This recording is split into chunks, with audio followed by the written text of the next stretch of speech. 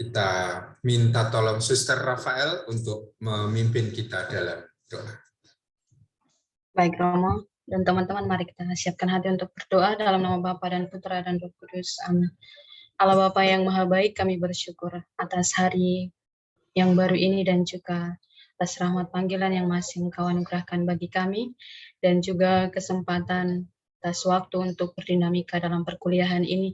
Kami mohon berkat-Mu untuk seluruh waktu yang akan kami gunakan pada kesempatan ini. Semoga Engkau senantiasa membimbing dan menyertai kami dengan terang Roh Kudus-Mu sendiri, sehingga apa yang kami pelajari dapat kami terapkan dalam perjalanan hidup panggilan kami. Terpujilah nama-Mu Tuhan, kini dan sepanjang segala masa. Amin. Dalam nama Bapa dan Putra dan Roh Kudus. Amin. Amin. Terima kasih, Suster. Selamat pagi untuk teman-teman semua.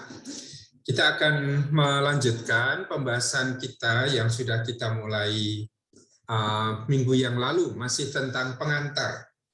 Nah, di dalam LMS itu saya sampaikan apa yang harus menjadi pemahaman kita dalam pertemuan-pertemuan awal ini. Ya, saya sampaikan di dalam LMS.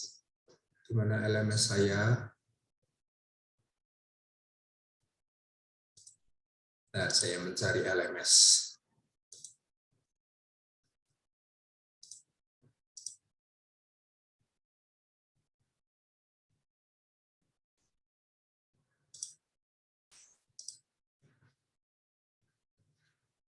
Hal yang akan kita bahas secara khusus di dalam pertemuan kita ini, dalam 2-3 pertemuan, adalah menjelaskan tentang siapa murid yang dikasihi. Ini salah satu tokoh yang banyak disebut, ya tidak banyak, tetapi ini tokoh sentral di dalam komunitas Yohanes yang juga dinyatakan di dalam Injil Yohanes itu sebagai penulis Injil Yohanes. Tidak selalu dikatakan sebagai penulis, tetapi paling tidak dia menjadi sumber utama kesaksian yang sekarang ada di dalam Injil Yohanes. Maka ini ada suatu diskusi tentang siapa yang menulis Injil Yohanes. Ada yang bicara tentang Yohanes Rasul, ada yang bicara mungkin tentang Lazarus, ada yang bicara tentang Yohanes Diakon, dan seterusnya itu. Ini macam-macam diskusi yang coba kalian temukan di dalam buku-buku komentar, buku pengantar yang bisa diakses, entah secara online, kita mempunyai banyak sumber untuk belajar tentang Injil Yohanes, atau lewat buku-buku cetak yang ada di perpustakaan. Ini diskusinya macam-macam. Tetapi yang lebih mau kita fokuskan adalah apa yang dikatakan oleh Injil Yohanes sendiri. Ya, kalau kita membaca Injil Yohanes, lalu kita mencari di dalam teks Yohanes itu indikasi. Apa tanda-tanda yang diberikan oleh Injil sendiri tentang siapa yang menulis Injil Yohanes. Maka Injil Yohanes tidak menyebut nama, ya, tetapi dia menyebut ada suatu sebutan yang khas yang digunakan di situ, yaitu murid yang dikasihi atau murid yang dikasihi Tuhan. Nah, kita akan menyempitkan pembahasan tentang penulis Injil Yohanes tidak pada diskusi-diskusi yang banyak yang sudah berkembang, tetapi pada kesaksian Injil Yohanes sendiri. Maka tadi di dalam LMS yang harus disiapkan juga dalam pertemuan kita dan minggu yang akan datang adalah bagaimana kita menjelaskan diskusi tentang murid yang dikasihi sebagai penulis Injil Yohanes. Kita nanti akan masuk ke topik itu. Lalu pertanyaan yang kedua, jelaskan apa tujuan penulisan Injil Yohanes. Minggu yang lalu saya mengatakan suatu tulisan kuno itu pasti ditulis dengan suatu tujuan tertentu. Tidak mungkin tanpa tujuan. Nah, tujuannya kepada siapa? Maka juga harus menjadi jelas situasi jemaat yang dituju oleh Yohanes.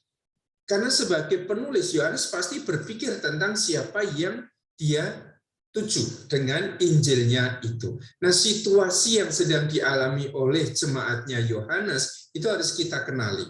Karena hanya dengan mengenali situasi jemaat Yohanes, kita juga dibantu untuk mengenali apa tujuan penulisan Injil yang sebetulnya sudah kita temukan secara jelas di akhir Injil Yohanes. Nah, topik tentang murid yang dikasihi sebagai penulis Injil Yohanes, kemudian soal tujuan penulisan Injil Yohanes itu harus dikuasai dalam 2 pertemuan ini.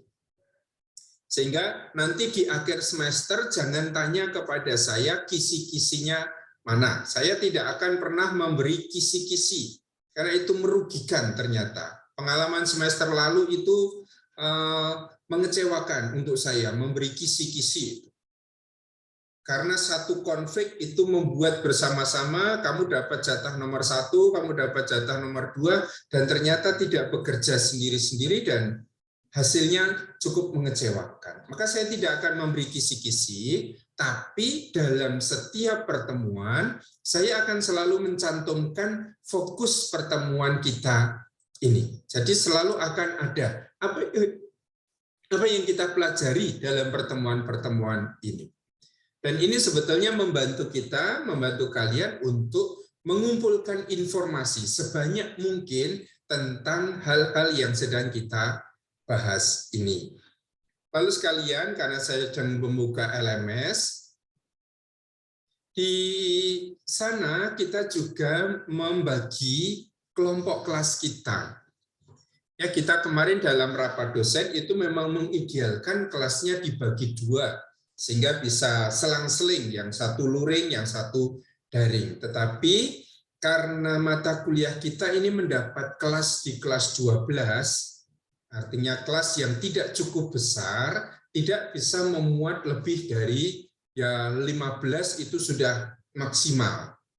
Oleh karena itu terpaksa kelas kita dibagi menjadi 3. Nah, pembagiannya sudah dibuat oleh Mbak Indri, teman-teman SCY, Suster SCH, Frater CMM, Bruder, kemudian Selvianus Randang, dan juga nanti Suster Redemptrik itu ada di kelompok 1. Kemudian di kelompok 2 ada teman-teman CMF dan Angin Mamiri. Ini pasti dibuat untuk memudahkan nanti pelaksanaan perkuliahan. Kelompok 3 lebih banyak variasinya, ada teman MSF, OFM, SSCC, dan Placidusbu serta Boni. Ya, maka ini kita membagi 3.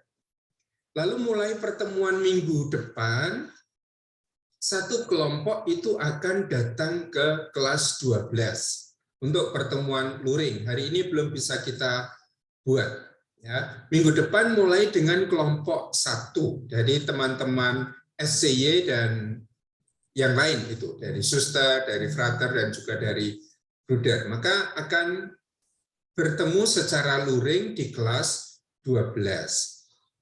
Tetapi catatannya ini, kita kan dalam situasi yang peningkatan infeksi COVID masih akan tinggi, mungkin sampai di akhir Februari diperkirakan masih akan tinggi, maka teman-teman yang mendapat jatah pertemuan luring di kelas, tetapi merasa secara fisik kesehatannya itu tidak baik, maka silakan itu mengikuti pertemuan online dari rumah masing-masing. Ya, jadi jangan terlalu gelisah untuk minta izin. Kalau memang secara fisik itu sadar saya tidak sehat, entah panas, entah pusing, entah apa, lebih baik mengikuti pertemuan dari rumah.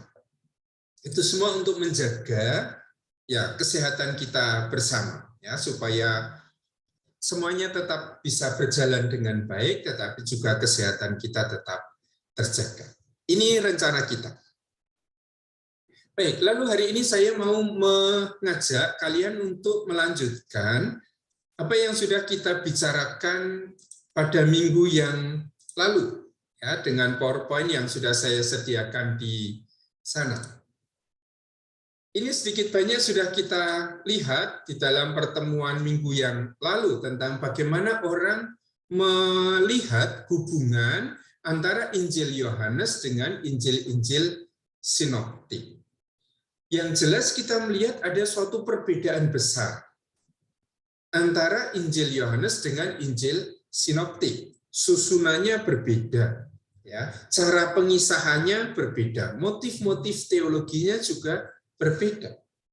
Nah, dari susunan cerita yang berbeda-beda itu, lalu kita tidak bisa membaca bersama-sama Injil Yohanes dengan Injil sinoptik. Karena itulah kita tidak pernah menggabungkan Injil Yohanes dengan Injil sinoptik. Kita punya kuliah Injil-Injil sinoptik, semester ini kita punya kuliah Injil Yohanes. Dua jenis Injil yang cukup berbeda, meskipun sama-sama mengisahkan tentang Yesus yang satu dan sama. Tetapi ini dua kelompok Injil yang berbeda, cara pengisahannya berbeda. Ya, kali lalu saya sudah menjelaskan beberapa contoh perbedaan yang muncul dalam Injil Yohanes dan Injil sinoptik. Nah, kalau ada ketegangan seperti ini, di satu sisi memberitakan Yesus yang sama, tetapi di sisi lain itu juga ada perbedaan-perbedaan antara Injil sinoptik dengan Injil Yohanes. Lalu orang pasti bertanya, apa hubungan antara Injil sinoptik dengan Injil Yohanes? Adakah keterkaitan langsung antara Injil Yohanes dengan Injil-Injil sinoptik? Sama misalnya keterkaitan langsung antara Lukas dengan Markus misalnya, atau Matius dengan Markus. Nah, analisa yang banyak digunakan adalah analisa yang saya tulis pertama itu, yang minggu lalu sudah saya katakan, bahwa Injil Yohanes tidak bergantung pada Injil-Injil sinoptik. Ada perbedaan yang cukup besar, kontradiksi yang sangat besar di antara Injil Yohanes dan Injil-Injil sinoptik. Nah, perbedaan-perbedaan itulah yang kemudian membuat banyak komentator itu berkesimpulan bahwa Injil Yohanes tidak bergantung pada Injil sinoptik.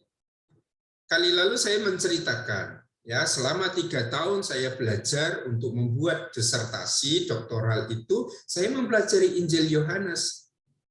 Dan waktu itu yang saya pelajari adalah tentang Yohanes Pembaptis di dalam Injil Yohanes. Mau tidak mau harus membandingkan Yohanes Pembaptis dalam Injil Yohanes dengan Yohanes Pembaptis dalam Injil-Injil sinoptik.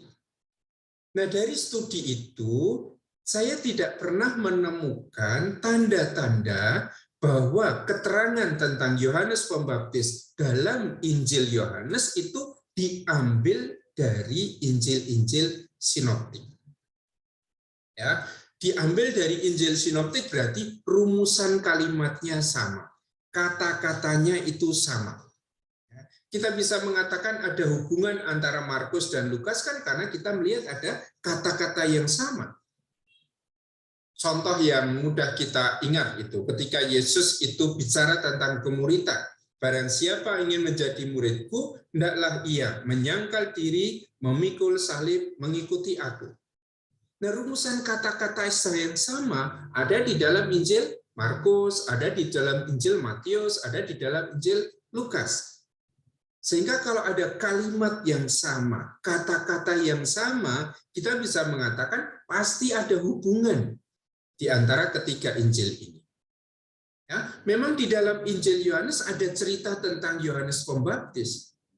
Tetapi Yohanes Pembaptis yang diceritakan di dalam Injil Yohanes itu sama sekali berbeda, lain dari Injil yang dari cerita yang sama yang ada di dalam Injil sinoptik. Maka tidak ada cerita yang sama persis. Tidak ada kata-kata yang sama persis. Yang membuat kita tidak bisa menyimpulkan bahwa Injil Yohanes itu bergantung secara langsung pada Injil sinoptik. Nah, ini hipotesis yang sekarang banyak digunakan. Jadi orang tidak sangat meyakini bahwa Injil Yohanes bergantung pada Injil sinoptik. Maka Injil Yohanes tidak bergantung pada Injil sinoptik. Hal yang kedua yang juga muncul dalam diskusi bahwa Injil Yohanes mempergunakan tradisi lisan yang sama dengan tradisi yang digunakan oleh Injil-Injil sinoptik. Nah, ini pasti keterangannya adalah seperti ini. Saya buat sebentar.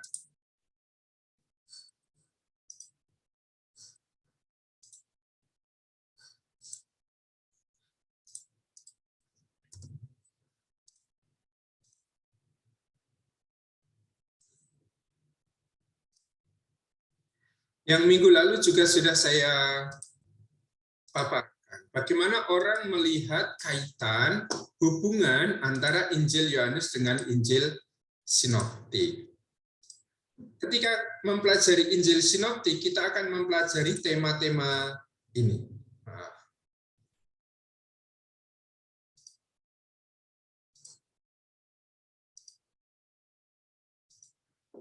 Nah, ada sekian banyak cerita-cerita lisan, tradisi lisan yang sudah berkembang dalam tradisi pemberitaan Injil dalam jemaat perdana. Dan ini macam-macam cerita lisan. Ya, yang kemudian dalam proses berikutnya berita-berita lisan tentang Yesus itu mulai ditulis. Maka sekarang mulai ada bentuk tertulisnya. Yang semula lisan, itu sekarang sudah mulai dibentuk dalam bentuk tulisan, tetapi masih terpisah-pisah. Tulisan. Dalam tahap kemudian, apa yang sudah tertulis itu diedit atau diredaksi oleh seorang redaktor. Nah, kita mengatakan redaktor pertama yang meredaksi kisah yang utuh tentang Yesus itu adalah Markus. Maka kita mengatakan Markus itu adalah Injil yang tertua. Apa yang dibuat Markus adalah mengambil cerita-cerita yang sudah ada ini, yang sudah tertulis ini, lalu dimasukkan dalam keutuhan cerita tentang Yesus. Ya, maka ini tahap yang kali lalu kita sebut sebagai tahap peredaksian. Orang mengedit, meredaksi, maka cerita ini diambil, dimasukkan di sana. Cerita ini diambil, dimasukkan di sana. Cerita ini diambil, masukkan ke sini, dan seterusnya. Sehingga Markus itu kita bayangkan bukan orang yang menulis cerita tentang Yesus yang keluar dari kepalanya sendiri. Tetapi dia mengambil cerita-cerita yang sudah ada. Dan inilah yang kemudian digunakan, misalnya di sini ada Markus, kemudian ada Matius. Sepertinya freeze, Romo. Ya? Tidak bergerak. PowerPoint-nya tidak bergerak, Romo. PowerPoint-nya tidak bergerak? Iya. Sebentar.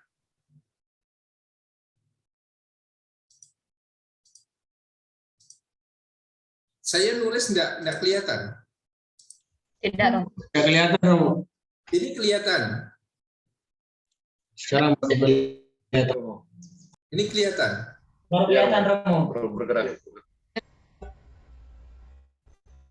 Enggak, memang saya tidak menggerakkan, saya menggunakan sebagai screen. Coba saya pakai screen saja ya. Oke, yang tadi saya maksudkan.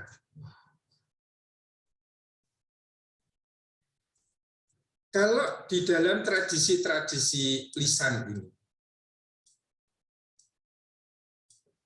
ini yang kita sebut sebagai tradisi lisan yang kemudian tadi saya katakan mulai ada bentuk tertulis.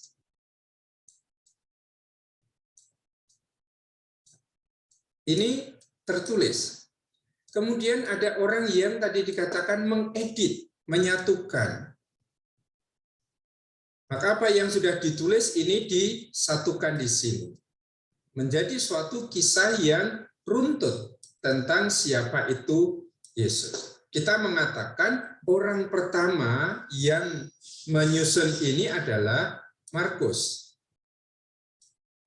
Yang kemudian digunakan oleh Lukas, digunakan juga oleh Matius. Nah, sekarang pertanyaan kita adalah tentang Injil Yohanes. Apakah Injil Yohanes mengambil dari Markus, atau mengambil dari Matius, atau mengambil dari teks Lukas? Sehingga kita mengatakan Injil Yohanes bergantung pada Injil-Injil sinoptik. Nah, orang mengatakan bahwa Injil Yohanes tidak mengambil dari Injil sinoptik. Nah, orang justru berpendapat bahwa Injil Yohanes ini mengambil dari mana? Bukan dari sini. Bukan dari tradisi lisan yang digunakan oleh sinoptik. Tapi Injil Yohanes ini mengambil justru dari tradisi lisan. Ya, jadi waktu itu sudah ada pewartaan lisan yang kemudian ditulis. Beberapa yang ditulis diambil oleh Markus, digunakan juga oleh Lukas, digunakan juga oleh Matius. Tetapi murid yang dikasihi itu juga mendengar tradisi lisan ini. Dan dari tradisi lisan ini dia menyusun Injil Yohanes. Maka kita katakan di dalam bagian yang saya tampilkan tadi, Injil Yohanes itu tidak mengambil dari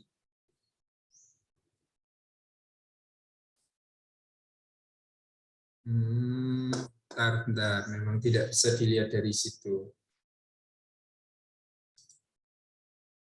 Injil Yohanes tidak mengambil dari Injil Markus, dari Lukas, dari Matius, tetapi mengambil dari tradisi lisan yang waktu itu sudah ada. Ya, maka kesimpulannya masih sama dengan pendapat yang pertama yang umum sekarang dipakai, bahwa Injil Yohanes itu tidak ditulis berdasarkan Injil sinoptik. Tetapi Injil Yohanes ditulis berdasarkan tradisi-tradisi pewartaan lisan yang juga digunakan oleh Injil sinoptik. Kesimpulannya seperti ini. Bentar, saya hapus semua.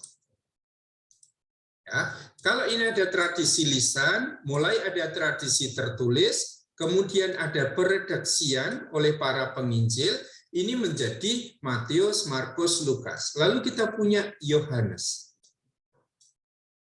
Yohanes tidak mengambil dari sana.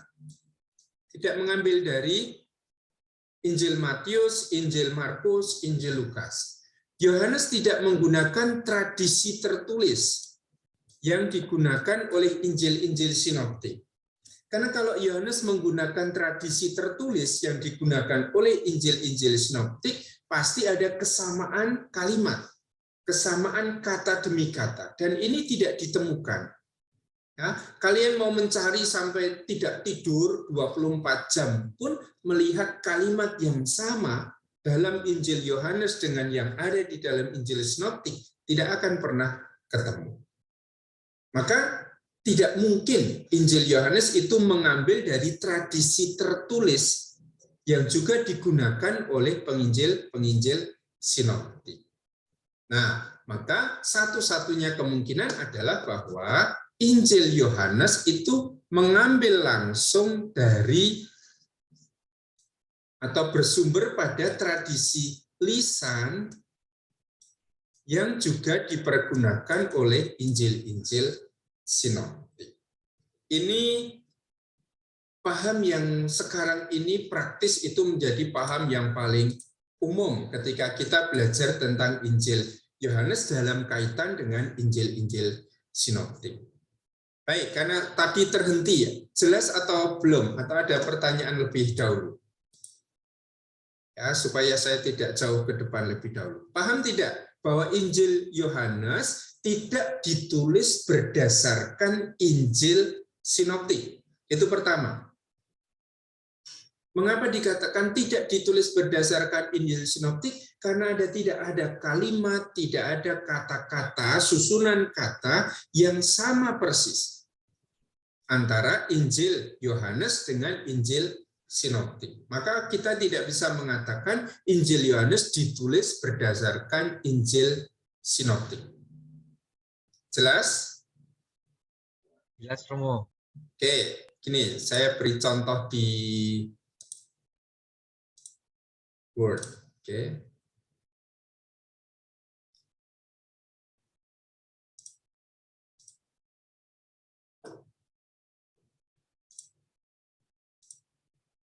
Oke, kalau saya punya di Markus, Ya. Barang siapa ingin menjadi muridku, hendaklah ia menyangkal diri, memikul salib, mengikuti aku. Ini di dalam Markus. Markus itu Injil pertama, lalu digunakan oleh Matius. Ya. Nah, karena Matius menggunakan Markus, artinya menggunakan itu mengutip Markus, dia juga punya teks yang sama. Di dalam Injil Matius akan kita temukan hal yang sama. Ini Matius. Lalu kita katakan hal yang sama, pernyataan yang sama ada di dalam Injil Lukas. Maka kita juga mengatakan Lukas itu menggunakan Markus. Ya kan? Hanya Lukas selalu mengatakan memikul salib setiap hari. Kalau Lukas punya ini. Nah, kalau kita melihat ada kesamaan di antara ketiga Injil seperti itu, bahkan susunan katanya pun sama, kita bisa memastikan bahwa pasti ada hubungan antara ketiga Injil ini. Dalam arti satu atau dua penginjil menggunakan Injil yang lain. Mendasarkan Injilnya pada Injil yang lain. Nah, sekarang kesamaan kata-kata seperti ini tidak pernah kita temukan di dalam Injil Yohanes. Tidak pernah bisa ditemukan. Itulah sebabnya kita mengatakan Injil Yohanes ini tidak ditulis berdasarkan Injil sinoptik. Nah, kalau tidak didasarkan pada Injil sinoptik, lalu didasarkan pada apa? Didasarkan pada sumber-sumber lisan, ya, pewartaan-pewartaan lisan yang beredar pada jemaat waktu itu, di dalam komunitas Kristiani waktu itu. Dan siapa yang menjadi sumber kesaksian lisan, ini nanti adalah disebut murid yang dikasihi. Nah, lalu kita akan bertanya, siapa sebetulnya murid yang dikasihi ini? Ini tentang pemikiran tentang hubungan atau kaitan antara Injil Yohanes dengan Injil-Injil sinoptik. Oke, ada pertanyaan lebih dahulu untuk bagian ini. Nah, Romo. Ya, silakan. Ini enggak bertanya sih, Romo. Ya. Tetapi sepertinya Romo ngajarnya sudah lompat satu slide, Romo. Kalau terakhir itu kan kita di perbedaan yang Romo jelaskan soal struktur kronologi dan geografi, lalu isi. Nah, kita terakhir itu di gaya bahasa itu, Romo. Oh iya, oke. Nanti saya jelaskan sedikit. Gaya bahasa itu tidak banyak, karena saya mempertimbangkan apakah itu penting untuk kalian. Dan kalian tidak terlalu bisa membedakan itu karena tidak ada keterampilan berbahasa Yunani. Maka saya skip soal itu. Tapi bisa dilihat misalnya, di dalam teks bahasa Indonesia pasti tidak kelihatan. Tapi di dalam teks bahasa Yunani baru akan kelihatan. Tapi kalian tidak bisa membaca teks Yunani itu pasti. Oke. Bentar, saya beri contoh. Soal gaya bahasa. Ya.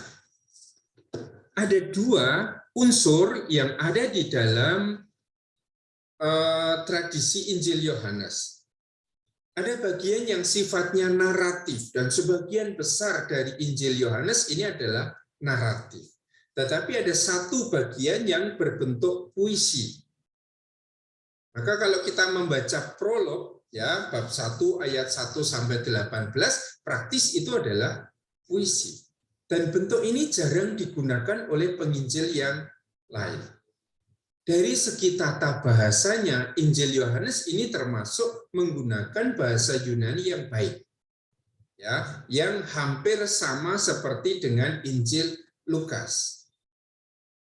Kalau dibandingkan sulit, mana yang paling sulit nanti adalah bahasa Yunani yang digunakan oleh Paulus. Tetapi bahasa Injil Yohanes ini adalah bahasa yang paling sederhana sebetulnya. Yang paling bisa mudah dipahami.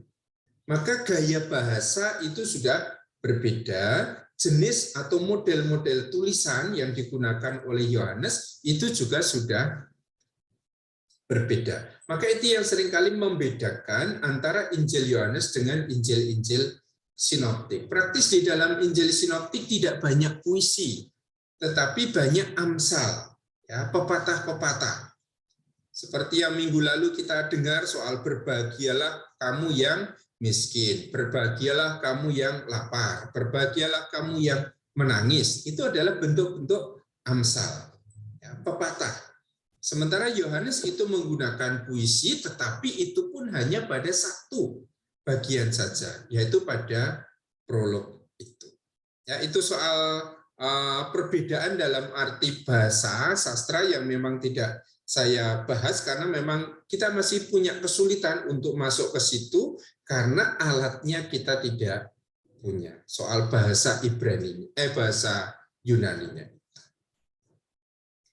Oke, terima kasih. Masih ada? Lalu yang Romo, Ya. bagian Clemens dari Alexandria menyebut Injil Yohanes itu sebagai Injil spiritual. Lalu di situ ada beberapa refleksi teologis akan Yesus yang Romo belum jelaskan, misalnya peperangan kosmik, logos, mistik kesatuan, saat kritis, hidup kekal, peninggalan, dan pemuliaan. Ya, maka yang saya katakan harus dibaca di dalam buku saya itu harus dibaca. Jangan semua itu mengharap saya jelaskan di kelas, ya. Saya sudah membuatkan buku, sudah membuatkan PowerPoint, harus mengulang lagi di kelas, ya apa gunanya saya membuat buku itu, ya. Maka informasi-informasi kecil itu silakan nanti dicari di buku, karena yang ada di PowerPoint ini adalah ringkasan dari apa yang saya tulis di buku. Maka nanti kalau saya harus menjelaskan semuanya lagi, ya habis waktu kita. Ya, PowerPoint ini membantu kalian untuk menangkap apa yang ada di dalam buku yang sudah saya tulis itu. Maka itu sumber utama kita. Oke, kalau saya harus menjelaskan itu, ya saya jelaskan. Ya, tapi lebih baik dicari di dalam buku karena ini sudah saya ringkaskan di PowerPoint ini. Jangan semua tunggu dari saya di sini. Ya, peperangan kosmik. Injil Yohanes itu selalu Injil yang menampakkan adanya benturan antara dua kelompok. Yang minggu lalu saya katakan ini adalah soal dualisme. Atas dan bawah, aku dari atas, kamu dari bawah, kerajaanku bukan dari dunia ini. Ya. Kemudian Yesus bicara tentang anak-anak terang, anak-anak kegelapan. Ini yang sangat kelihatan, ya, dua kelompok yang selalu berbenturan, yang nanti akan tampak dalam terang dan gelap. Kalau di dalam Injil, di dalam prolog itu juga akan ditampilkan situ kontras antara dua kelompok yang selalu berbenturan ini. Maka ada peperangan kosmik, ya. Digambarkan ini adalah kekuatan yang besar yang berbenturan antara Allah dengan dunia. Ya, antara kehidupan dan maut, antara terang dan gelap, antara atas dan bawah, antara yang ilahi dengan yang materi. Itu kan konsep yang banyak digunakan di dalam filsafat Yunani. Maka ini akan muncul kesan itu. Ya, kita harus membaca itu nanti di dalam membaca prolog misalnya. Ada perang itu. Terang itu datang ke dalam kegelapan. Tetapi kegelapan tidak pernah menguasai terang. Maka ada benturan antara terang dan gelap. Ada benturan antara Yesus dengan orang-orang Yahudi yang tidak mau menerima pewartaan Yesus. Dan ini pola model bercerita yang selalu digunakan. Ya, kontras. Dan ini tidak hanya kontras antara Yesus dengan para pemimpin Yahudi, tetapi ini kontras antara hidup dan kematian. Kalau kamu mau hidup, ikut Yesus. Maka Yesus bisa mengatakan, aku adalah jalan, kebenaran, dan hidup. Tidak seorang pun sampai kepada Bapa kalau tidak melalui aku. Begitu kamu meninggalkan Yesus, kamu masuk dalam kegelapan. Contoh nanti akan kita temukan di dalam diri Thomas, ya, ikut di dalam perjamuan malam bersama dengan Yesus dan murid-murid, lalu meninggalkan Yesus. Ya, dia selama ini bersatu dalam sang terang, sekarang masuk dalam kegelapan. Sehingga nanti ketika dia harus mencari Yesus sang terang itu, dia masih membutuhkan obor. Mengapa dia membutuhkan obor? Karena dia sudah meninggalkan sang terang. Nah, kontras ini sangat kelihatan di situ. Bahwa apa yang terjadi dalam hidup lahiriah kita bersatu dengan Yesus atau bersatu dengan orang-orang yang menolak Yesus, itu menggambarkan peperangan kosmik. Kekuatan Allah dengan kekuatan dunia, kekuatan kehidupan dengan kekuatan kematian. Dan ini selalu ditampilkan nanti di dalam perjalanan Injil. Ya, orang bicara tentang Yesus sebagai Logos. Siapa yang bicara tentang Yesus sebagai Logos? Hanya Injil Yohanes. Tidak akan ditemukan itu di dalam Injil-Injil sinoptik. Dan kalian harus bisa menjawab kalau membaca buku yang saya berikan itu. Nah, mengapa tema ini selalu ada? Karena Injil Yohanes menggunakan kerangka berfilsafat Yunani. Yang memang temanya adalah dualis seperti itu. Nanti bisa tanya lagi ke Romo Mulyatno soal Plato, Neoplatonisme. Bagaimana mereka membagi dunia ini menjadi dua bagian itu. Yang selalu akan berbenturan, tidak akan pernah bisa bersatu.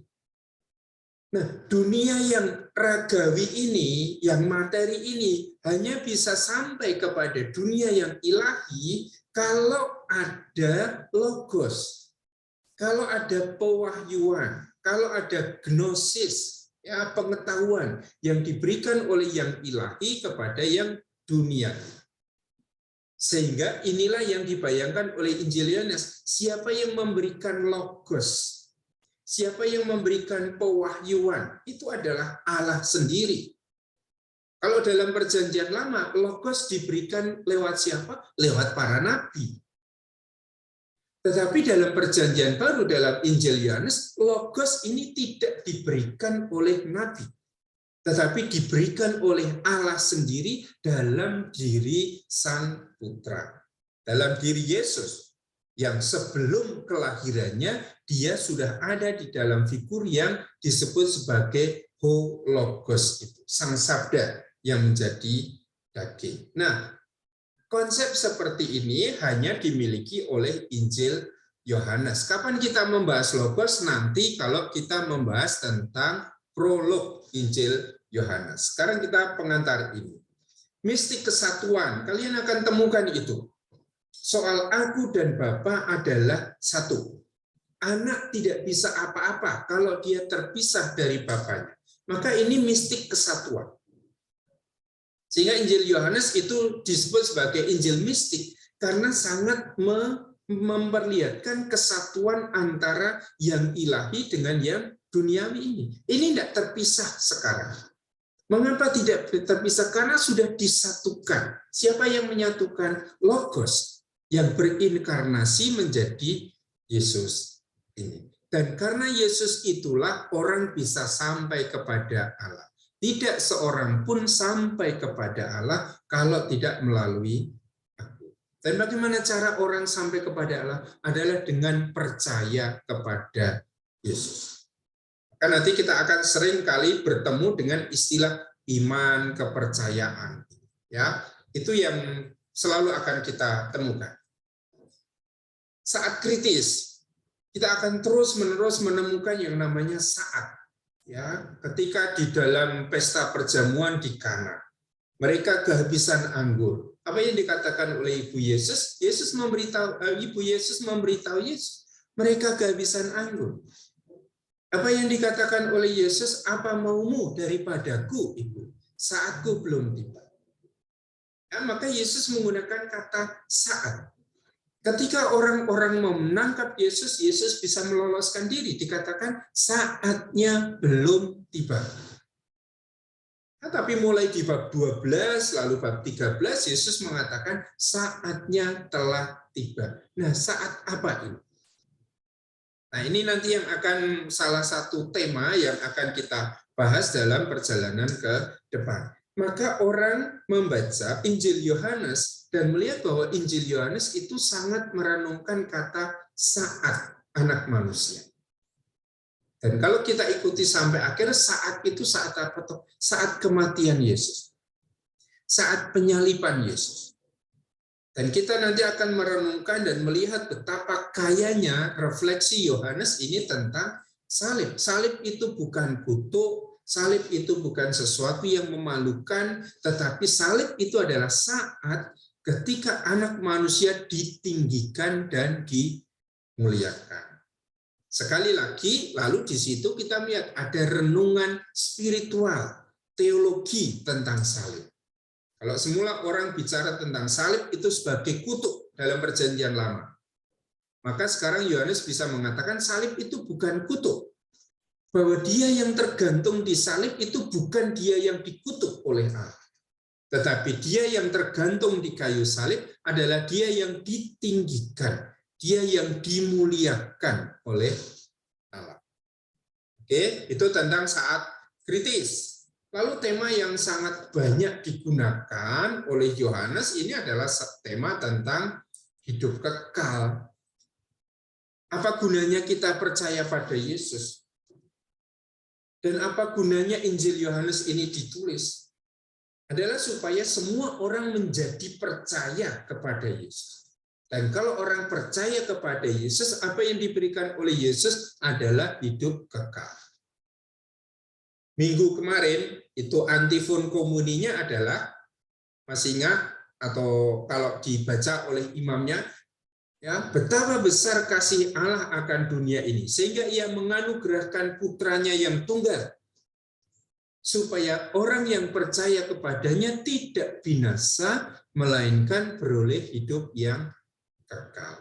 Nah, ini tema yang juga menjadi tema cukup penting di dalam Injil Yohanes. Semua yang diceritakan di dalam Injil Yohanes itu bertujuan supaya orang percaya kepada Yesus. Dan dengan percaya kepada Yesus, orang memperoleh hidup yang kekal. Oke, ini semua yang tertulis di dalam buku itu. Maka saya sudah menulis, membuatkan PowerPoint ini untuk membantu kalian membaca buku itu. Oleh karena itu jangan mengharapkan semua hal saya jelaskan di kelas. Yang saya tuntut untuk diketahui itu nanti adalah apa yang tadi seperti tadi saya cantumkan di dalam PowerPoint itu, PowerPoint di dalam LMS itu pokok-pokok yang harus diketahui. Ya. Biasanya saya kalau membuat soal itu pasti apa yang ada di dalam PowerPoint. PowerPoint itu merangkum, memberikan unsur-unsur yang harus kalian pahami dari buku yang ada yang saya tulis.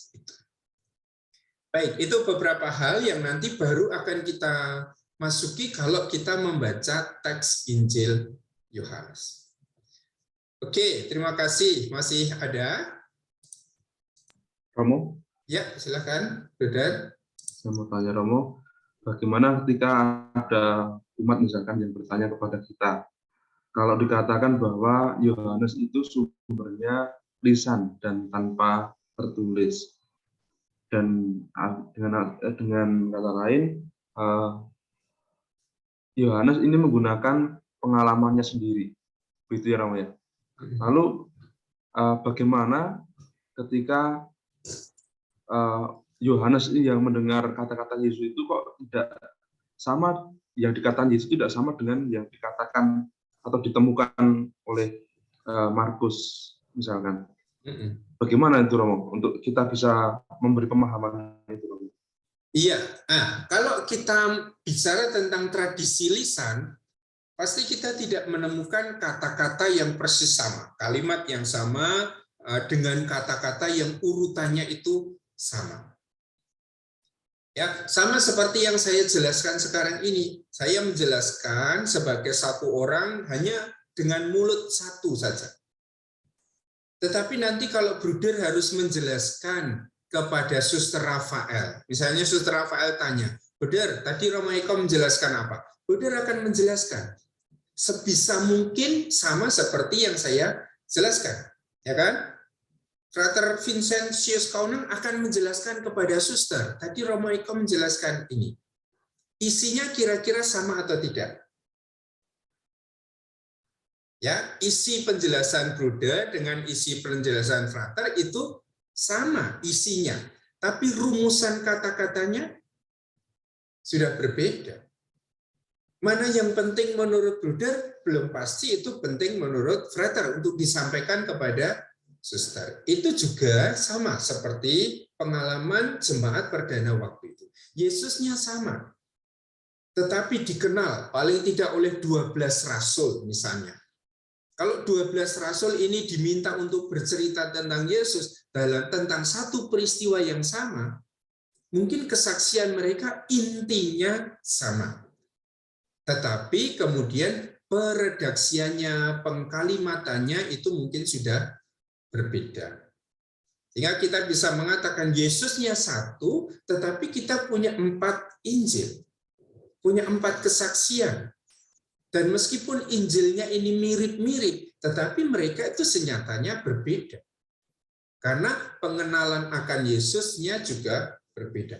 Bayangkan saja kalau Injil Markus ditulis misalnya tahun 70. Dibandingkan dengan Injil Yohanes yang ditulis di akhir tahun 90-an. Berarti ini sudah ada rentang waktu 20-30 tahun.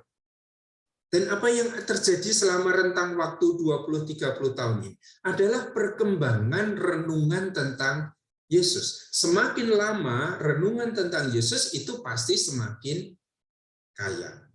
Jadi kalau kita mengatakan Injil Yohanes itu bersumber pada tradisi lisan, nanti kita akan bertanya siapa sebetulnya yang menjadi sumber kesaksian yang ditulis di dalam Injil Yohanes.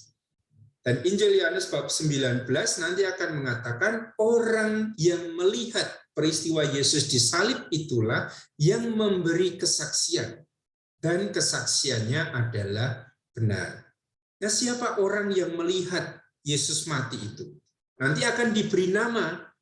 Namanya bukan Eko, namanya bukan Agus, tetapi diberi sebutan murid yang dikasihi.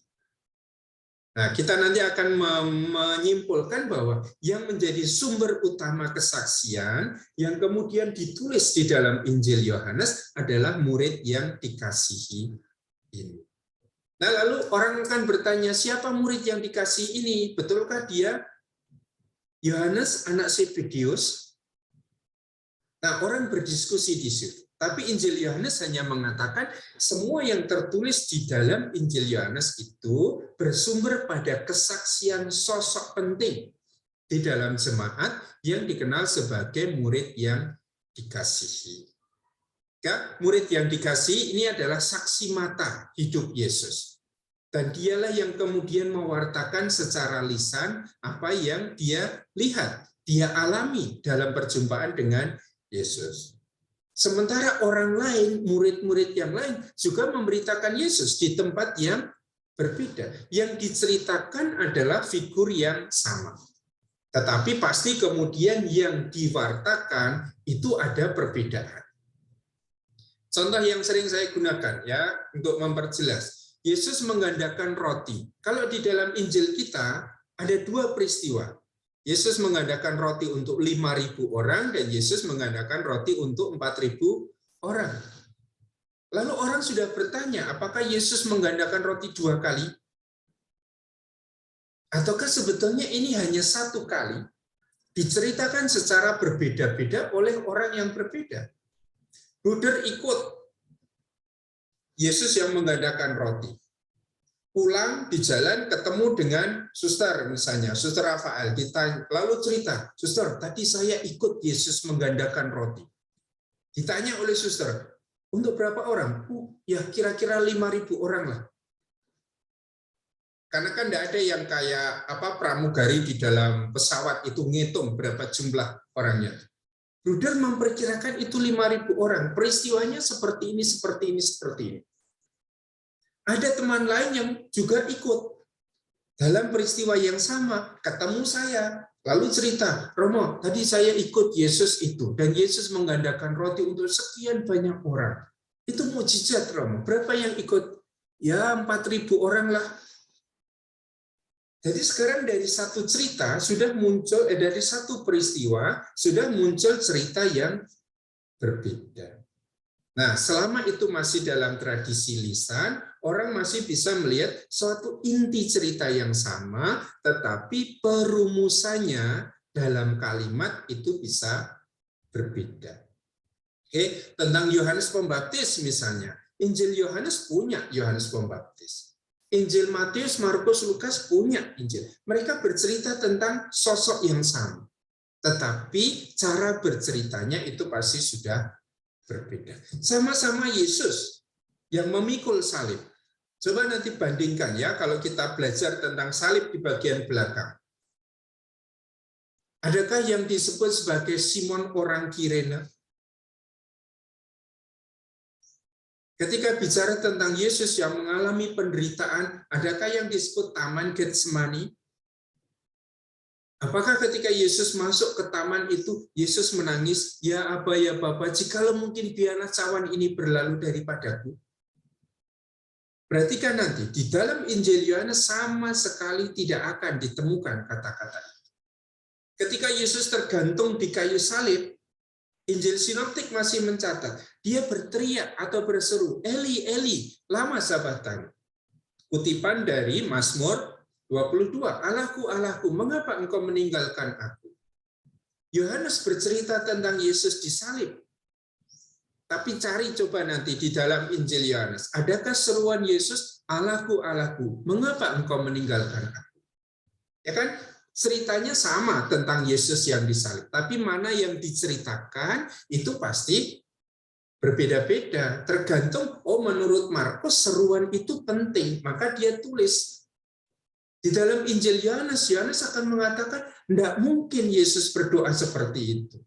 Tidak mungkin Yesus berseru seperti itu, merasa ditinggalkan oleh Bapaknya. Lawang di bab 10 dia sudah mengatakan, aku dan Bapa adalah satu, termasuk dalam penyaliban itu. Itu berbeda. Jadi dalam tradisi lisan, inti ceritanya itu sama. Ya, yang diberitakan itu Yesus yang sama. Tetapi apa yang diceritakan, model-model pengkalimatan, penceritaannya itu pasti sudah berbeda-beda.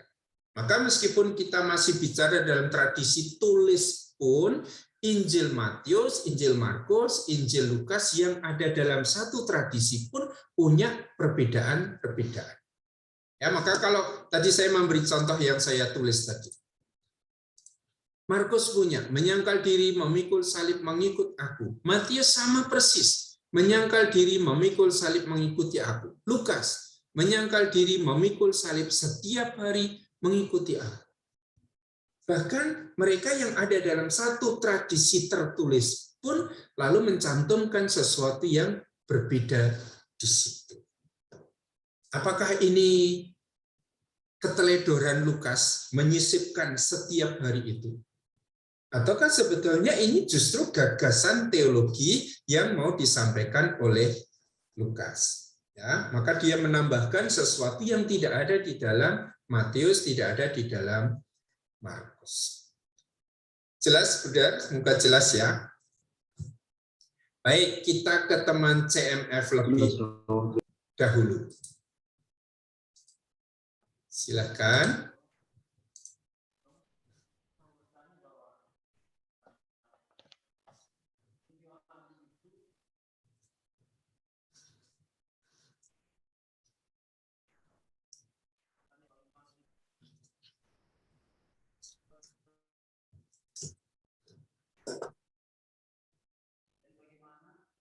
Saya kok enggak dengar ya, Frater?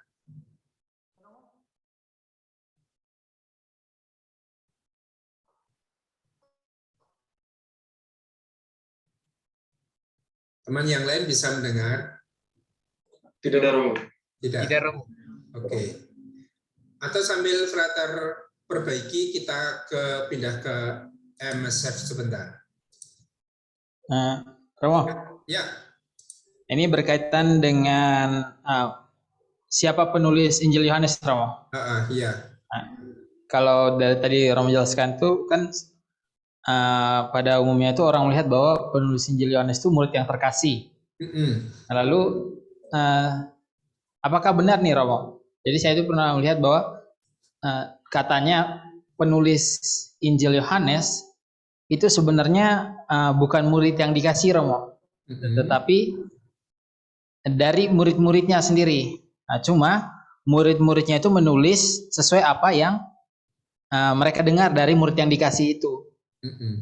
Nah, lalu pada akhirnya karena pandangan itu mereka melihat bahwa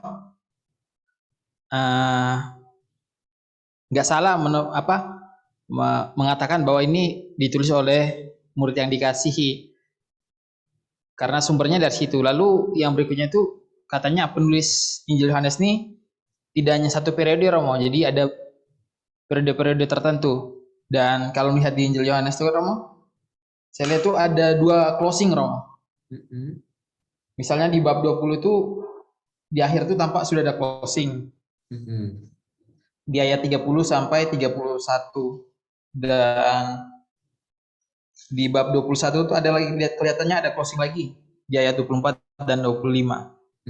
Apakah benar Romo gitu Romo? Jadi penulisnya itu sebenarnya bukan murid yang dikasih tetapi murid-muridnya, dan penulis dari murid-muridnya itu tidak hanya satu periode tapi ada juga murid-murid yang berikutnya Romo. Sekian dan terima kasih Romo. Oke, ya, itu unsur-unsur yang kamu sebut tadi benar. Ya, dan justru itu yang harus dicari. Maka saya menyediakan 2 pertanyaan itu supaya dicari. Kalau tidak jelas dalam pertemuan seperti ini ditanyakan. Ya, itu cara belajar yang justru saya harapkan. Ya, saya memberi pertanyaan, kalian berusaha untuk mencari jawabannya. Lalu kalau tidak jelas tanyakan di sini. Supaya saya tidak harus mengulang semua yang sudah saya tulis di situ. Kasihanilah saya supaya saya jangan cepat tua. Ya, dulu saya sudah ngetik, ngedit, jadi buku, saya buatkan PowerPoint, itu maksudnya hanya untuk membantu belajar kita. Maka dalam kuliah-kuliah kita, saya harap justru yang seperti ini. Nah, unsur-unsur informasi yang kamu temukan tadi benar. Ya, lalu kita harus merangkai bagaimana. Nanti akan saya jelaskan di bagian sesudahnya. Ya, dengan PowerPoint itu. Tapi begini yang tadi saya katakan ke Bruder, ya, yang jelas-jelas dikatakan oleh Injil Yohanes tentang siapa yang menulis Injil Yohanes itu adalah murid yang dikasihi. Itu ada di dalam Injil Yohanes bab 21. Ya, murid yang dikasihi itulah yang memberi kesaksian dan menuliskan. Maka kalau kita mendasarkan diri pada bab 21, apa peran murid yang dikasihi? 2 hal. Nih, supaya kalian lebih jelas melihat, saya tampilkan sebentar.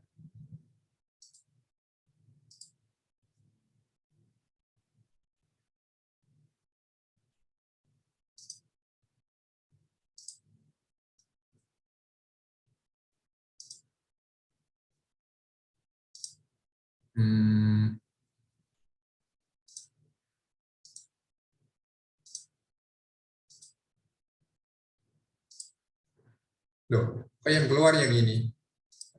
Nah.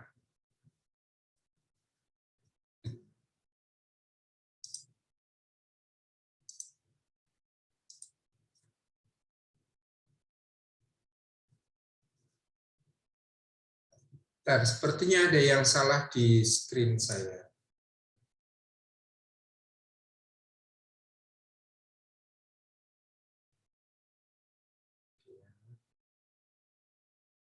Nih, ini yang lebih saya pentingkan ya, pembuktian eksternal dari Polikarpus, silakan dibaca sendiri karena itu macam-macam pendapat bisa muncul. Tetapi bukti internal yang saya maksud di sini adalah bukti-bukti yang bisa ditemukan di dalam Injil Yohanes. Kalau kita mendasarkan diri pada Injil Yohanes bab 21 ayat 24, maka di sana dikatakan, dialah murid yang memberi kesaksian tentang semuanya ini dan telah menuliskannya. Dengan demikian kalau kita mendasarkan diri pada kesaksian di 21-24, apa yang dibuat oleh murid yang dikasihi adalah memberi kesaksian, ya, lisan. dan menuliskannya. Maka dua hal dibuat menurut Yohanes 21:24. Dan kita tahu bahwa kesaksiannya itu benar. Kesaksiannya bisa dipercaya. Nah, kamu tadi mengatakan ada dua akhir. Ya, di dua penutup misalnya, di dalam bab 20 dan bab 21. Nanti saya akan jelaskan. Ya, bahwa Injil Yohanes yang paling awal itu berakhir di bab 20. Ya, saya harap itu dicatat. Teks Injil Yohanes, dokumen Injil Yohanes yang paling tua di masa yang paling awal berakhir di bab 20 ayat 31. Berarti bab 21 itu adalah tambahan kemudian. Injil Yohanes sudah jadi. Kemudian pada masa tertentu ditambahkan. Maka tadi kamu mengatakan Injil Yohanes itu tidak ditulis dalam satu waktu, tetapi itu dalam suatu proses yang panjang. Ditambahkan, ditambahkan, ditambahkan. Nanti dalam perjalanan waktu saya akan menjelaskan itu. Nah, ini kalau bab 21 ditambahkan, berarti ada sesuatu yang pasti sudah berubah. Di dalam bab 21 ayat 24 dikatakan, dialah yang memberi kesaksian dan menulis. Lalu kita harus cari siapa yang dimaksud dialah. Di bab 21 ayat 24. Dan dialah ini ditemukan di bab 21 ayat 20 sampai 23. Dan orang ini disebut sebagai murid yang dikasihi Yesus. Lalu kita harus cari lagi siapa sebetulnya yang disebut sebagai murid yang dikasihi. Kalau dicari ke depan lagi, lalu kita ketemukan di bawah salib di Yohanes bab 19 ayat 35. Ya, ketika penulis Injil Yohanes mengatakan, dan orang itulah, ya, orang yang melihat hal itu sendiri, artinya melihat kematian Yesus di salib itu, yang memberi kesaksian, dan kesaksiannya benar. Sekarang apa tugas atau apa yang dilakukan oleh murid yang dikasihi ini? Kalau menurut Injil Yohanes bab 19. Menurut bab 19, yang dibuat oleh murid yang dikasihi adalah memberi kesaksian. Lihat di sini ada unsur menulis. Di sini tidak ada unsur menulis. Sehingga kita bisa mengatakan teks asli Injil Yohanes menjelaskan bahwa tugas dari murid yang dikasihi adalah memberi kesaksian secara lisan. Siapa yang menulis? Bukan dia. Yang menulis adalah murid-muridnya, pengikutnya, anggota jemaatnya. Ya, jadi dia bukan penulis dalam arti dia yang menuangkan idenya, kesaksiannya dalam bentuk tulisan. Nah, sehingga dibedakan antara pengarang dan penulis. Pengarang itu adalah orang yang memberi ide, memberi kesaksian. Penulis itu adalah orang yang mendengarkan lalu mencatat. Jadi itu yang tadi kamu tangkap, dan itu sudah betul penangkapan seperti itu, unsur-unsurnya memang seperti itu. Maka kalau ditanya, apa peran penting murid yang dikasihi dalam jemaat Yohanes? Peran pentingnya adalah dialah orang yang memberi kesaksian tentang Yesus. Dan kesaksiannya itu benar. Apakah dia menulis? Kemungkinan besar tidak. Ya, justru kesaksiannya itulah yang didengarkan oleh murid-muridnya, didengarkan oleh jemaatnya, dan anggota jemaatlah yang kemudian menuliskan apa yang menjadi kesaksian orang itu.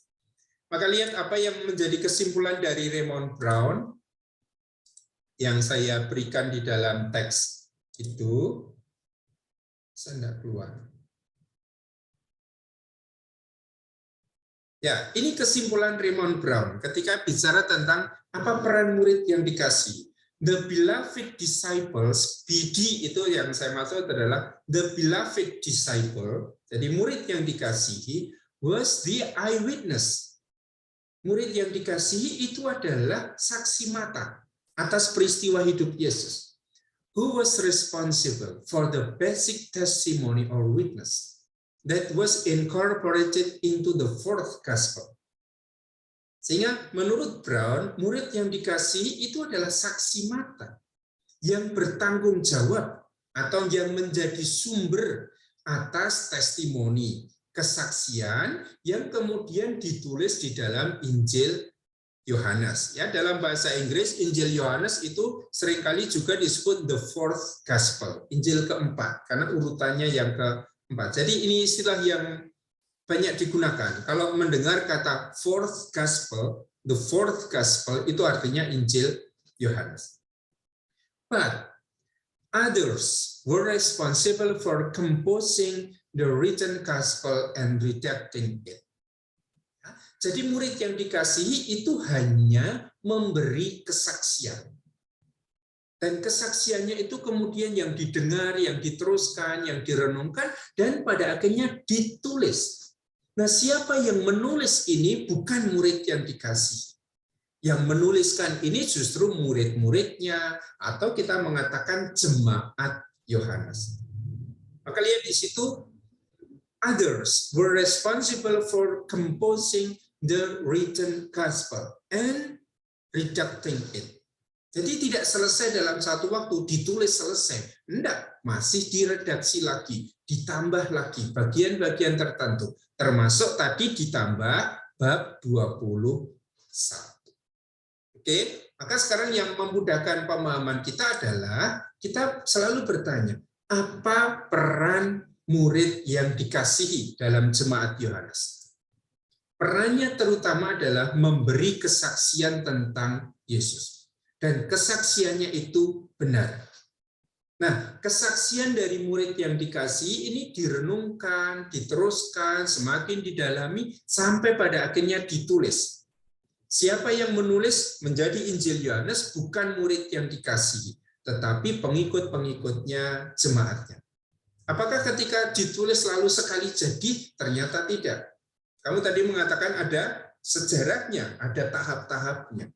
Kalau Raymond Brown itu menulis ada 5 tahap penulisan Injil Yohanes.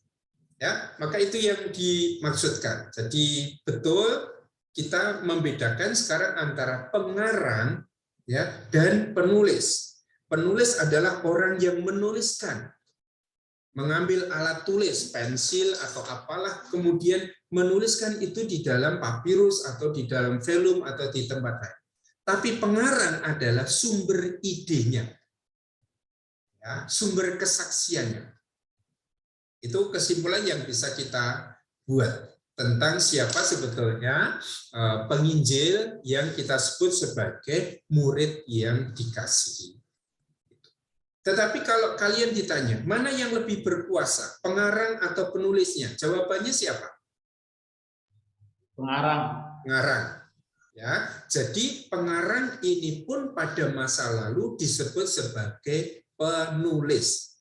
Karena apa yang dituliskan di situ bersumber pada pengarangnya. Nanti kalau belajar surat-surat Paulus juga seperti itu. Ya, Paulus berdiskusi, Paulus itu berpendapat, berteologi, dan kemudian ada orang yang menuliskan. Tapi suratnya disebut surat Paulus, dari Paulus. Padahal yang menulis itu orang lain. Tapi idenya, gagasannya, kesaksiannya itu adalah gagasan Paulus. Sama seperti Injil Yohanes. Yang menulis ini bukan orang yang namanya Yohanes.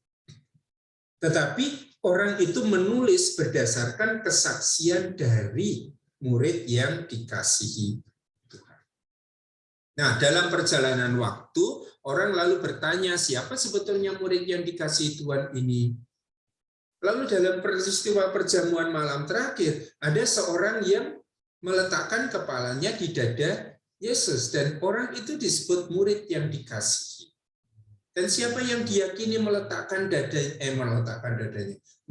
kepalanya di dada Yesus, itu adalah Yohanes. Maka orang sekarang mengatakan siapa murid yang dikasihi itu adalah Yohanes. Apakah kalian setuju? Setuju atau tidak? Saya setuju, Romo. Nah, kamu setuju, pasti nanti harus memberi argumentasinya. Teman-teman yang mengatakan, enggak, saya enggak setuju. Yang penting argumentasinya. Ya, saya sebagai dosen tidak mementingkan kamu setuju atau tidak setuju, tapi cara menjawabnya, cara berargumentasi. Begitu? Jelas? Jelas, Romo. Saya bisa ngusul sesuatu ke Romo. Gimana? Nah, ini kan hari ini Romo memberikan fokus pertanyaan itu kan kayaknya baru pagi tadi ya, Romo? Dan untuk minggu depan, ya, karena kan ada 2. Ayo, terima kasih, Romo. Soalnya kalau pagi begini kan nggak sempat baca gitu, Romo. Kalau malam mungkin masih sempat baca gitu. Nggak usah baca, kamu itu tidur misionaris Sacra Familia, nanti Roh Kudus akan turun. Nah, ya karena ini kita membiasakan, maka nanti selalu akan saya buat seperti itu. Jadi prinsipnya kalau saya membuat poin itu adalah menampilkan poin-poin yang semoga powerful ya poinnya itu dari buku yang sudah saya tulis. Jika kalau kalian bertanya kepada saya, Romo dengan membaca buku seperti ini, pemahaman apa yang harus saya peroleh? Jawabannya di PowerPoint itu. Ada poin-poin itu. Nah, apakah semuanya harus kalian pahami? Ya, sebisa mungkin. Tetapi minimal yang harus kalian pahami itu selalu akan saya tulis di LMS seperti tadi untuk setiap pertemuan. Maka supaya memudahkan pertemuan mendatang, apa yang harus dicari dari buku itu adalah tentang tujuan Injil Yohanes ditulis. Dan kalau kita bicara tentang tujuan Injil Yohanes ditulis, mau tidak mau kita akan bicara tentang jemaat Injil Yohanes. Tuh, maka nanti kalau mau mempelajari secara khusus, ada satu buku yang ditulis oleh Raymond Brown yang namanya The Community of the Beloved Disciple, komunitas murid-murid dari murid yang dikasihi. Itu Raymond Brown membahas secara khusus siapa sebetulnya murid yang dikasihi. Maka kalau tadi saya menjelaskan, termasuk dengan PowerPoint, menulis di dalam buku siapa murid yang dikasihi, sumbernya dari mana, itu sumber informasinya dari analisa Raymond Brown. Tidak hanya di komentar Raymond Brown, gimana ya, tidak saya bawa sih komentarnya. Tidak hanya di komentar, tetapi di buku yang relatif tidak terlalu tebal, tetapi informasinya kaya. Nanti bisa dicari The Community of the Beloved Disciple. Kalau di perpustakaan tidak ada, coba cari di PDF Drive. Sudah membiasakan cari di sana buku-buku online itu? Belum, Romo. Belum? Ya. Tapi tahu caranya? Biasanya cari di Zilabri aja, Romo. Oke. Mau cari di Libgen, mau cari di mana, terserah. Tetapi kita harus mulai membiasakan diri untuk belajar banyak ilmu, tetapi tidak boros uang. Nggak usah semua itu harus dibeli, karena di situ tersedia banyak. Ya, jadi di pdfdrive.com itu kita bisa menemukan banyak buku teologi, kitab suci itu cukup banyak di situ, bisa di-download. Itu untuk minggu depan. Baik, sebelum melangkah ke minggu depan, masih ada hal yang perlu dibahas. Yang pertanyaan nomor 2 ini untuk minggu depan ya, Rom? Iya, karena waktunya sudah habis. Atau kita mau sampai jam 12? Enggak, Romo, habisnya ada kuliah lagi. Kalian terlalu rajin kuliah itu sudah. Baik, ada pertanyaan lagi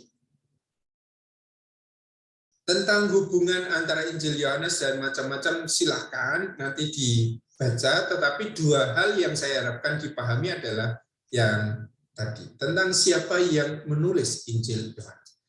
Ada yang mengatakan yang menulis Injil Yohanes itu Lazarus.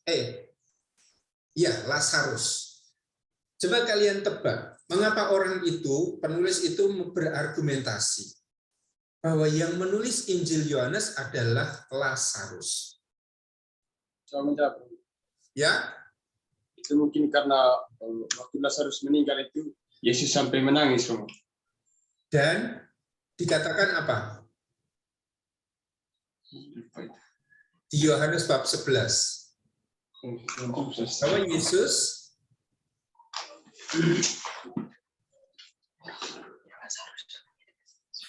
yang kata-kata kuncinya, murid yang dikasihi Yesus. Lalu mengapa Lazarus ini dikatakan dialah murid yang dikasihi Yesus? Karena di bab 11 dikatakan Yesus mengasihi Lazarus dan saudari-saudarinya itu. Maka dari kata yang sama, murid yang dikasihi dan Yesus mengasihi Lazarus, lalu orang menggabungkan informasi ini dan membuat kesimpulan bahwa yang namanya Lazarus itu adalah murid yang dikasihi. Oke, itu tadi adalah yang disebut penalaran internal. Ya, apa yang bisa kita temukan sebagai informasi yang membuktikan siapa sebetulnya Yohanes atau siapa sebetulnya murid yang dikasih. Informasi yang ada di dalam Injil Yohanes. Lalu ada pembuktian-pembuktian eksternal. Berarti bukti-bukti yang didasarkan pada informasi di luar Injil Yohanes.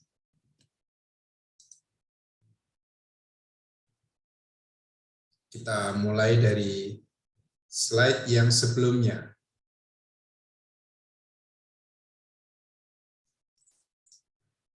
Keterangan yang paling banyak digunakan, ya ini sudah tercatat. Ya, Irenaeus, uskup dari Lyon tahun 180 itu sudah menyatakan sebelumnya seperti ini. After that, John, the disciple of the Lord. Ya, dia bicara tentang Yohanes, murid Tuhan. He who had leaned on his breast also published the gospel while living at Ephesus in Asia. Dan dalam tradisi Kristiani awal kan diyakini bahwa murid Yesus yang namanya Yohanes, anak Zebedius itu bekerja di Efesus, ya, di Asia Kecil, di daerah Turki itu. Dan Irenaeus itu bisa memberi kesaksian bahwa Yohanes ini juga mempublikasikan sebuah Injil yang sekarang disebut sebagai Injil Yohanes. Dan Yohanes ini siapa? Yohanes ini adalah murid Yesus yang pada waktu itu meletakkan kepalanya itu di dada Yesus pada saat perjamuan malam terakhir. Sehingga informasi yang mengatakan bahwa Injil Yohanes ini ditulis oleh Yohanes Rasul, Yohanes anak Zebedius, informasinya tidak diperoleh dari Injilnya sendiri. Tetapi informasinya diperoleh dari Irenaeus ini. Dan Irenaeus ini adalah muridnya Polikarpus. Irenaeus mendengar cerita itu dari siapa? Irenaeus mendengar cerita itu dari Polikarpus yang bertemu dengan Yohanes, bertemu dengan para penatua yang melihat Tuhan yang bangkit. Jadi apakah Irenaeus itu saksi mata bahwa Yohanes menuliskan Injilnya? Itu tidak. Karena Irenaeus hanya mendasarkan diri pada ceritanya Polikarpus. Nah, Polikarpus itu yang ketemu dengan Yohanes, ketemu dengan para penatua yang menjadi saksi mata peristiwa kematian dan kebangkitan Yesus. Polikarpus sendiri bukan saksi mata hidup Yesus. Hanya Polikarpus bertemu dengan Yohanes. Yohanes itu murid Yesus. Apa yang dialami dan diketahui oleh Polikarpus diceritakan kepada Irenaeus. Dan Irenaeus berpikir bahwa yang dimaksud oleh Polikarpus sebagai Yohanes itu adalah Yohanes Rasul. Maka dari kesaksian Irenaeus, orang itu lalu beranggapan bahwa yang menulis Injil Yohanes itu adalah Yohanes Rasul. Sehingga siapa yang disebut sebagai murid yang dikasihi, kesimpulannya adalah Yohanes Rasul. Nah, pertanyaannya, apakah Yohanes yang dijumpai oleh Polikarpus ini adalah Yohanes Rasul? Apakah pasti Yohanes Rasul? Bukankah yang namanya Yohanes itu banyak sekali? Ya, Polikarpus hanya mengatakan, saya bertemu dengan Yohanes dan para penatua yang melihat Tuhan yang bangkit. Irenaeus menyimpulkan bahwa Yohanes yang dimaksud oleh Polikarpus itu adalah Yohanes muridnya Yesus. Ya, itu Yohanes anak Zebedeus. Sehingga ini dua informasi yang oleh Irenaeus itu disatukan. Tetapi pertanyaannya, apakah Yohanes yang dijumpai oleh Polikarpus itu adalah Yohanes Rasul? Karena Polikarpus tidak menyebut Yohanes siapa. Apakah Yohanes murid Tuhan itu sama dengan Yohanes murid yang dikasihi? Dan itu yang harus kita cari di dalam Injilnya. Lalu Polikarpus sendiri, dia memberi kesaksian. John, who leaned on the breast of the Lord, who was a priest and bore the breastplate, a witness and a teacher, who is buried in Ephesus. Sehingga Polikarpus yang menyebut Yohanes yang pada waktu itu meletakkan kepalanya di dada Yesus itu adalah imam. Dan karena dia imam, dia lalu memakai baju imam yang ada seperti kotak gitu ya, yang ditempatkan di dada. Ini pakaian imam. Tetapi pertanyaannya, siapa yang memberi informasi bahwa Yohanes itu adalah imam? Pada waktu itu, ketika Yohanes masih hidup dan melayani dalam pemberitaan Injil, apakah sudah ada fungsi imam di dalam tradisi gereja?